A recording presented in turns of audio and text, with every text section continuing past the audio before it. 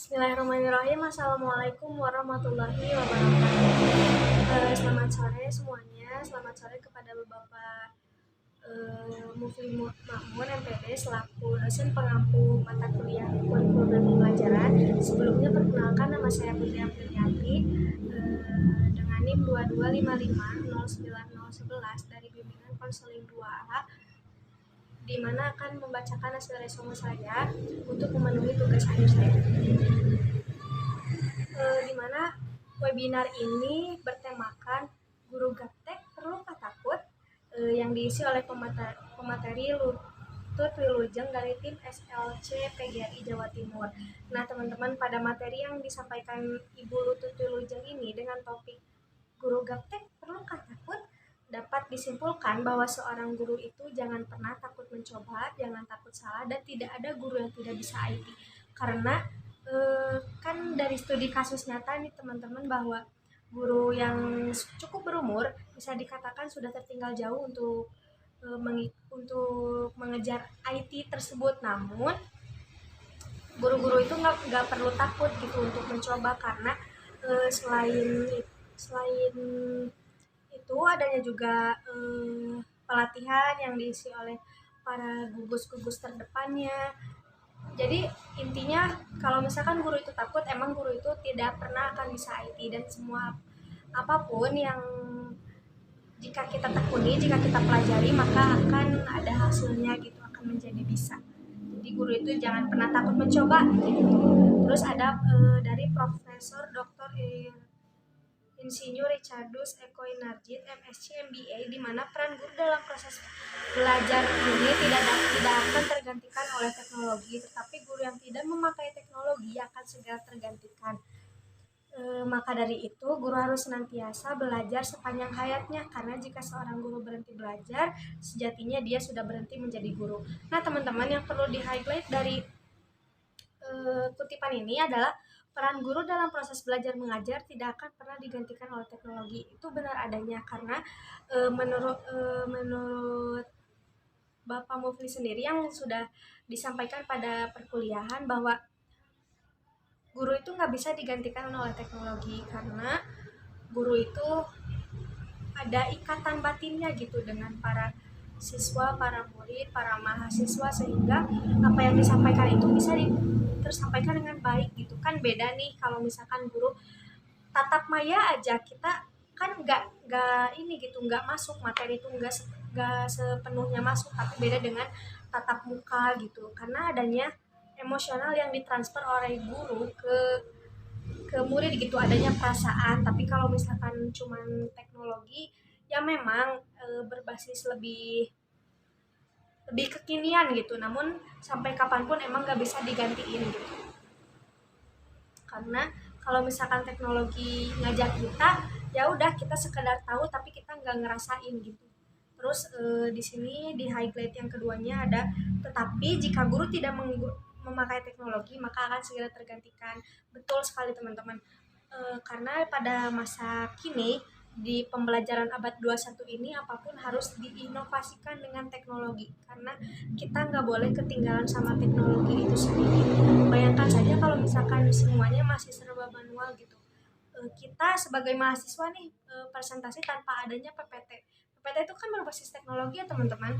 Kalau misalkan nggak menggunakan itu, teman-teman yang lainnya juga nggak akan fokus gitu ke kita sebagai pematerinya, karena merasa bosen, jenuh, kurang inovasi. Nah teman-teman, dengan guru menggunakan IT ini bisa berinovasi lebih gitu. Makanya kita sebagai calon tenaga didik harus sangat bisa menginovasikan pembelajaran kita atau layanan konseling kita dengan IT itu sendiri. Terus menurut pendidikan di era revolusi industri ini, guru bukanlah salah satu sumber ilmu dan banyak pengetahuan yang dapat diakses melalui internet. Betul sekali teman-teman. Jadi zaman sekarang itu anak-anak udah pada pinter kan ya guru. Jadi nggak harus terus nunggu guru gitu, nunggu guru ngasih asupan baru kita tahu. Enggak, tanpa kita sebagai guru ngasih tahu pun para peserta didik bisa kalau ada nih rasa penasaran, aduh apa ya arti ini, aduh apa ya arti itu, jadi tinggal search ke Google langsung banyak jawabannya. Cuma nantinya akhirnya tetap nanti kita butuh guru lagi sebagai fasilitator untuk memastikan apakah ini betul atau tidak, apa yang kurang, apa yang harus diluruskan. Karena kan kalau misalkan di teknologi di Google kan gitu nggak semuanya kesaring dengan baik gitu, jadi kita tetap butuh guru sebagai fasilitatornya gitu. Terus pembelajaran era ini tuh lebih berpusat ke student center learning ya teman-teman. Terus Bulut tuh Wilujeng juga menyampaikan bahwa belajar IT itu mudah kok dengan cara 50-50 atau berani mencoba, lalu call a friend, berdiskusi dengan teman, lalu ask the audience, tanya apa saja pada internet.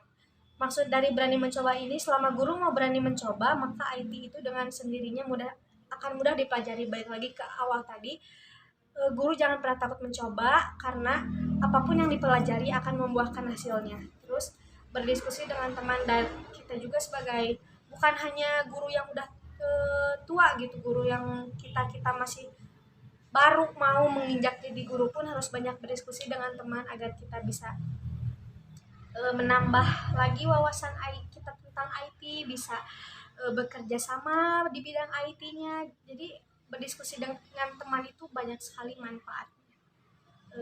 Terus ask the audience, tanya apa saja pada internet. Di mana perkembangan internet sangat pesat, guru dapat dengan mudah mengakses segala internet untuk meningkatkan kemampuan dan penguasaan bidang IT.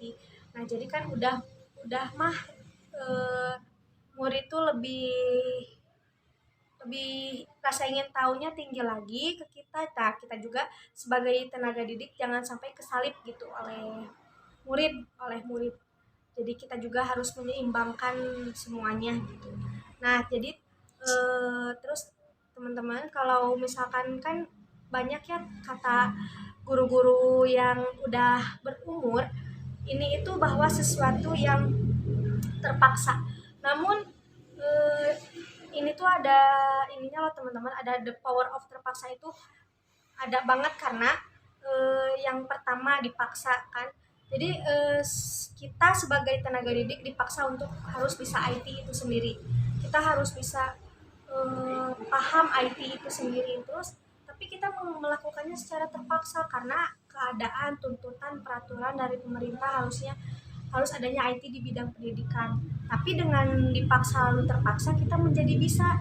Namun setelah bisa kita menjadi biasa. Jadi sesungguhnya the power of terpaksa itu nggak selamanya negatif kok teman-teman. Buktinya meskipun kita dipaksa terpaksa, namun akhirnya kita jadi bisa dan terbiasa. Mungkin seperti itu teman-teman yang dapat saya sampaikan. Mohon maaf atas segala kekurangannya. Wabillahi taufiq wal hidayah. Wassalamualaikum warahmatullahi wabarakatuh.